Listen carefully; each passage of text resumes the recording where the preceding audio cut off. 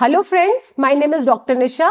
Welcome to the second part of our active and passive voice, which is about models and imperatives. That how can you convert active to passive voice in models and imperative sentences. I have already published the first part of active and passive voice, so make sure to watch that video first and this one afterwards. So let's dive into the video. So we have here active and passive voice in models and imperative sentences. So let's understand by the help of these examples first. So for that you need to learn what is models and what are imperative sentences. तो first example is she can solve your problem. तो can क्या है, यहाँ पे model है, ठीक है. और इसको हम कैसे कन्वर्ट करेंगे, जैसे कि मैंने आपको बोला कि first you need to watch my first part of active and passive voice. Only then you can understand the basic concept or basic rules of changing active and passive voice. Okay, तो वो आपको पहले देखनी पड़ेगी, तभी आप इस concept को समझ पाओगे. तो your problem is an object. तो ये जो ऑब्जेक्ट है एक्टिव पैसिव वॉइस में, हम ऑब्जेक्ट का सब्जेक्ट बना देते हैं और सब्जेक्ट का ऑब्जेक्ट बना देते हैं. ये एक बेसिक कॉन्सेप्ट है. तो योर प्रॉब्लम यहाँ पे आ गया. योर प्रॉब्लम कैन के बाद हम लगा देंगे बी, कैन बी सॉल्व. तो ऑलवेज रिमेंबर कि पैसिव वॉइस में हमारा हमेशा वर्ब की थर्ड फॉर्म आती है, ठीक है, वर्ब की third form. Can be solved bye हर, और बाय आता है, ठीक है. बाय हर क्या है, यहाँ पे ये शी है, तो शी को अगर हम ऑब्जेक्टिव फॉर्म में लाएंगे तो उसका हर बन जाता है. We must help the poor. तो मस्ट इज अ मॉडल, तो इसका क्या हो जाएगा, द पुअर. पुअर हमारे यहाँ पे आ जाएगा, the poor must be helped. अब यहाँ पे it depends on you whether you like to put we as an object और नॉट. लगा भी सकते हो, नहीं भी लगा सकते, ये हिडन भी हो सकता है. तो आप ऐसे भी बोल सकते हो, the poor must be helped by us. और if you feel that it doesn't need to use it, तो don't use it. Don't insult the poor. तो ये क्या है, नेगेटिव सेंटेंस है ऑफ इंपैरेटिव सेंटेंस. ये क्या है, ये इंपैरेटिव सेंटेंस है. This is an imperative sentence. तो डोंट इंसल्ट द पुअर, इसका कैसे हो जाएगा, let the poor not be insulted. आगे जाके हम रूल्स के थ्रू इनको समझेंगे. तो so make sure to watch the video till the end so that you can understand all the concepts of it, otherwise you will miss. To let the poor not be insulted. Next है love your country. This is also an imperative sentence. Your country should be loved. यहाँ पे हमने model लगा दिया. तो sentence क्या था imperative में, बट हमने उसमें मॉडल लगाया है पैसिव वॉइस में चेंज करते हुए. चलो अब देखते हैं इनको मॉडल्स होते क्या हैं. तो मॉडल, सबसे पहले मॉडल्स में समझते हैं पैसिव वॉइस कैसे चेंज करते हैं. जब मॉडल अगर आपके सेंटेंस में आता है तो how will you change it into passive voice. तो सबसे पहले तो मॉडल्स कौन कौन से होते हैं, can, could, may, might, should, must and ought. ये सारे हमारे मॉडल्स होते हैं. अब इसका रूल क्या है, पैसिव सब्जेक्ट, जिस ऑब्जेक्ट, जो हमारा ऑब्जेक्ट एक्टिव में है, यानी कि एक्टिव वॉइस में ये ऑब्जेक्ट है, तो हमारा ये पे यहाँ पे आके ये पैसिव वाला हो गया, यानी कि पैसिव वाला सब्जेक्ट हो गया, इसलिए इसका नाम रखा है पैसिव सब्जेक्ट. मॉडल आ जाएगा can, could, may, might, should, must, ought. तो आपने पैसिव वॉइस में उसमें बी लगा देना है एक्टिव वॉइस से, ठीक है. एक्टिव वॉइस में से पैसिव वॉइस को जब चेंज करोगे तो उसमें बी लगा दोगे मॉडल के साथ. Verb third form as I told you by, और एक्टिव ऑब्जेक्ट, यानी कि एक्टिव वॉइस का जो सब्जेक्ट है वो ऑब्जेक्ट में पैसिव वॉइस के आ जाएगा. जैसे कि English can be spoken by you, verb third form आ गई, और बाय यू यानी कि ये क्या है हमारा, दिस इज एक्टिव सब्जेक्ट है. तो एक्टिव सब्जेक्ट यहां पे आके हो जाएगा एक्टिव ऑब्जेक्ट. ये मैंने इसको ऐसे नाम दिया है. Okay, next is we must respect our elders. तो our elders is an object of active voice. ये ऑब्जेक्ट है एक्टिव वॉइस का. तो when I am going to turn it into passive voice, तो our elders will become passive subject, यानी कि passive का ये सब्जेक्ट बन जाएगा, जैसे मैंने आपको बताया. तो our elders must में क्या हो जाएगा, must be आ जाएगा. रिस्पेक्ट का हम लिख देंगे रिस्पेक्टेड, और वी का क्या हो जाएगा, बाय अस. सॉरी, यहाँ पे यू नहीं आएगा, बाय अस, ठीक है. अस लगाओ ना लगाओ, it depends on you. Some sentences में आप इनको नेग्लेक्ट भी कर सकते हो. अच्छा, passive voice of imperative sentences. अब इंपैरेटिव सेंटेंसेस में पैसिव वॉइस कैसे बनाते हैं, तो सबसे पहले तो समझ लेते हैं कि इंपैरेटिव सेंटेंसेस होते क्या हैं। इंपैरेटिव सेंटेंसेस होते हैं ऑर्डर्स वाले, जहां पे आप ऑर्डर देते हो, कमांड करते हो, इंस्ट्रक्शंस देते हो, रिक्वेस्ट करते हो, एडवाइस देते हो, सजेशंस देते हो, उनको हम बोलते हैं इंपैरेटिव सेंटेंसेस।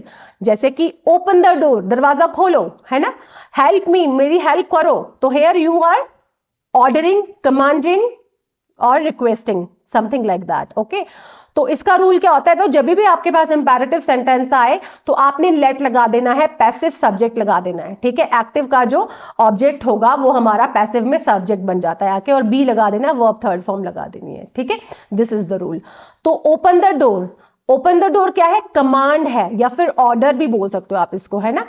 तो लेट ये क्या है हमारा, this is our this is are an object, object है ना ये हमारा यहाँ पे, तो ऑब्जेक्ट को हम यहाँ पे सब्जेक्ट की तरह यूज करेंगे, है ना, पैसिव सब्जेक्ट की तरह यूज करेंगे। The door B opened, opened, ठीक है। तो ये हमारा वर्ब यहाँ पे लास्ट में वर्ब थर्ड फॉर्म जैसे ही इस तरह से आ गया, है ना। बी आपने मेक श्योर करना है कि पैसिव सब्जेक्ट के बाद ही आपने बी लगाना है, ऐसे नहीं करना let be the door open, no, let the door be open, be आपने वर्ब के और सब्जेक्ट के बीच में लगाना है। हेल्प, इसमें आप देख रहे होंगे कि यहाँ पे हमारे पास कोई पैसिव वॉइस में कोई ऑब्जेक्ट नहीं बचा अब यहाँ पे, क्योंकि हमारे यहाँ पे कोई सब्जेक्ट ही नहीं था, है ना, that's the reason. Help me, तो let me be help, this is also a command और ऑर्डर। तो लेट मी का जब आप इसको पैसिव सब्जेक्ट बनाओगे तभी भी लेट के साथ आप लेट आई नहीं होता, let I do this, no, let me do this होता है ना। तो लेट के साथ हमेशा ऑब्जेक्टिव फॉर्म आती है इनकी ये प्रोनाउंस की। तो let me be helped, all right. अच्छा, अगर आपको ये सारे कॉन्सेप्ट क्लियर नहीं है कि पैसिव और एक्टिव और पैसिव में एक जो सेंटेंस का फ्रेम होता है, तो पैसिव वॉइस में आप कैसे उसको फ्रेम करोगे, तो उसके लिए वो मैंने एक पूरा डिटेल वीडियो बनाया हुआ है। जैसे मैंने आपको पहले भी बोला, एक्टिव एंड पैसिव वॉइस की जो फर्स्ट वीडियो है उसमें पूरा डिटेल्स हैं उसमें कि आपने कैसे पैसिव वॉइस बनानी है, किस तरह से आपने शिफ्ट करना है सब्जेक्ट और ऑब्जेक्ट को while making passive voice, verb third form कहाँ पे इसका यूज होता है, एक्टिव वॉइस पैसिव वॉइस कहाँ पे यूज होता है और कहाँ पे नहीं होता है, वो सारे वहां पे कॉन्सेप्ट क्लियर है। तो make sure to watch that video first, okay. अच्छा, नेगेटिव और इंपैरेटिव, जब इंपैरेटिव सेंटेंसेस नेगेटिव में आ जाते हैं तब कैसे उसको चेंज करोगे, तो यहां पे एक एग्जांपल है, don't waste time, time waste मत करो, है ना। तो ये क्या है, नेगेटिव सेंटेंस ऑफ इंपैरेटिव, वो है ये। तो उसका रूल क्या होता है, जब आप इसको पैसिव में चेंज करोगे तो कैसे चेंज करोगे, तो let passive subject, sorry passive let आ जाएगा, पैसिव सब्जेक्ट आ जाएगा, नॉट आ जाएगा, बी आ जाएगा, वर्ब थर्ड फॉर्म आ जाएगी, यानी कि बी से पहले ही आपने नॉट लगा देना है। तो for example, don't touch the naked wire, ठीक है। तो इसको आप नेगेटिव में कैसे बनाओगे, सबसे पहले तो ये हमारा ऑर्डर है, okay, this sentence is about order और कमांड भी बोल सकते हो आप इसको। तो सबसे पहले आपने ये जो the naked wire, this is an object of active voice, तो आप इसको यहाँ पे ले आओगे, ठीक है। लेट लगा दोगे सबसे पहले, जैसे कि हमने पहले उसमें किया, अफर्मेटिव सेंटेंसेस में किया। फिर लेट के बाद आपने द नेक्ड वायर लिख देना है, ठीक है। नेक्ड वायर यानी कि आपने ऑब्जेक्ट को उठा के सब्जेक्ट बना दिया पैसिव वॉइस में, और नॉट लगा दोगे, डू नॉट, डोंट को आपने नॉट पे चेंज कर देना है, नॉट बी टच्ड, ठीक है। नॉट के बाद ही आपने बी लगाना है, नॉट बी टच्ड वर्ब की third form. Don't plug the flower, this is also a command. तो इसको कैसे बनाएंगे, याद रखना है आपको, डोंट आपने नहीं लगाना है, don't, does not, no, you are not suppose to use it. तो फिर आपने लिख दिया लेट और द फ्लावर्स, फ्लावर्स आ गया यहाँ पे, और नॉट यानी कि आपने डोंट को तब्दील कर दिया नॉट बी में, इस तरह से आप उसको समझ सकते हैं। डोंट को आप ट्रांसफॉर्म कर दोगे नॉट बी में, ठीक है। तो let the flowers not be plugged, not be plugged, ठीक है। अब एक चीज देखते हैं कि जब भी हमारा सेंटेंस, इंपैरेटिव सेंटेंस अगर एडवाइस है ना, और सजेशन है, तो आपने क्या करना है, आपने शुड लगाना है, शुड बी लगाना है, शुड नॉट बी लगाना है। You are not suppose to use let there, ठीक है, लेट नहीं लगाना है आपने। लेट हमेशा यूज होगा हमारा कमांड में और ऑर्डर में। जब हमारे पास इंपेरेटिव सेंटेंसेस के एडवाइस वाले सेंटेंस आते हैं, सजेशन वाले सेंटेंस आते हैं, then you will use should be और should not be and remove let. Let नहीं लगाना है, ऑलवेज रिमेंबर इट। तो एक्टिव का है हेल्प द हेल्पलेस, तो दिस इज एडवाइस, ये एडवाइस है। तो क्या बोलेंगे, the helpless should be helped, the helpless should be helped. Don't insult your friend, तो ये क्या है, this is also like a suggestion, अपने फ्रेंड को इंसल्ट मत करो। तो your friend should not be insulted, ठीक है, your friend should not be insulted. तो शुड और should not be will be used in negative imperative and affirmative imperative when it comes to suggestion and advice. अब imperative sentence जब request वाले होते हैं तब क्या यूज करोगे, तो रिक्वेस्ट वाले हो तो सबसे पहले आपने देखना है कि अगर उसमें प्लीज और काइंडली लगाया है तो बिना सोचे समझे आंखें बंद करके आपने रिक्वेस्ट लगा देना है, ठीक है। You just need to detect whether the sentence is about request, is it giving this that sense or is it sounding of request or not, ठीक है। प्लीज और काइंडली आएगा तो आपको पता ही है कि भैया रिक्वेस्ट लगाना है, ठीक है। और अगर प्लीज और काइंडली नहीं आ रहा है उस सेंटेंस में तो आपने देखना है, यू नीड टू अंडरस्टैंड कि रिक्वेस्ट का भाव आ रहा है या नहीं आ रहा है। तो टेक योर सीट प्लीज, तो यहां पे तो प्लीज लिखा हुआ है तो आंखें बंद करके हम लिख देंगे यू आर रिक्वेस्टेड। तो यू आर रिक्वेस्टेड टू लगा दोगे, वर्ब फर्स्ट फॉर्म लगा दोगे, ऑब्जेक्ट लगा देना। अब जैसे कि आपने देखा कि हर एक्टिव पैसिव वॉइस में हम वर्ब की थर्ड फॉर्म लगाते आ रहे थे,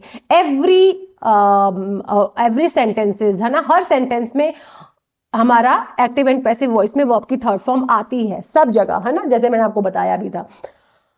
accept this imperative when you are having request वाला सेंटेंस, जब भी आपके पास रिक्वेस्ट वाला सेंटेंस है आपने वर्ब की थर्ड फॉर्म नहीं लगानी है, it's a kind of infinitive, ठीक है, क्योंकि टू आ रहा है उसके बाद वर्ब की फर्स्ट फॉर्म आ जाती है, ठीक है, इसलिए इन्फिनेटिव की तरह है ये। तो take your seat please, take your seat please, तो you are requested to take a seat, ठीक है, to take seat, sorry, to take a seat क्या होता है, you are requested to take seat, take your seat please, please sit down, you are requested to sit down, ठीक है, verb first form। अच्छा, अब imperative हमारे late वाले sentences भी होते हैं, जैसे कि let me do this work, let me teach you, let me learn some English vocabulary. तो इनको क्या बोलते हैं हम, लेट वाले sentences, let in imperative sentences. तो let me do this work, let's go for a walk, ठीक है, let's understand this concept, let's understand active and passive voice by Nisha ma'am's videos. तो क्या है ये अगर लेट होगा तो लेट ही लगाना है, पैसिव वॉइस का चेंज बता रहे, लेट ही लगाना है आपको यहाँ पे। बस आपने क्या करना है, लेट एज इट इज लगा दिया और उसके बाद you have to convert that object into subject in passive voice, ठीक है, पैसिव सब्जेक्ट लगा देना है। अगर indirect subject of active voice, अब indirect subject of active voice क्या है, indirect subject of active voice ये है हर, ठीक है, ये हमारा इनडायरेक्ट सब्जेक्ट है एक्टिव वॉइस में। इनडायरेक्ट क्यों बोल रहे हैं, क्योंकि ऑब्जेक्टिव फॉर्म में है ना, तो लेट के साथ हमेशा ऑब्जेक्टिव फॉर्म आती है। तो let her sing a song, तो लेट अ सॉन्ग, लेट ये क्या है हमारा पैसिव सॉरी ऑब्जेक्ट है एक्टिव वॉइस का। तो एक्टिव वॉइस का ऑब्जेक्ट जब हम यहां पे आ जाएगा तो उसको हम पैसिव सब्जेक्ट बोल रहे हैं। तो लेट अ सॉन्ग बी आ जाएगा, सब्जेक्ट के बाद बी, सिंग वर्ब की थर्ड फॉर्म आ गई, संग आ गया, बाय हर, तो ये इनडायरेक्ट सब्जेक्ट है जब एक्टिव वॉइस में, तो आपने लास्ट में बाय हर लगा देना। आपके पास एक ऑब्जेक्ट मिल रहा है आपको पैसिव वॉइस के लिए भी इन सेंटेंसेस में। Active sorry, let us read this novel, तो लेट दिस आ जाएगा यहां पे, let this novel be read, ठीक है, be read by us silent है, यू कैन यूज इट और depends on you. I hope this video will be informative for you. Thanks for watching and subscribe the channel.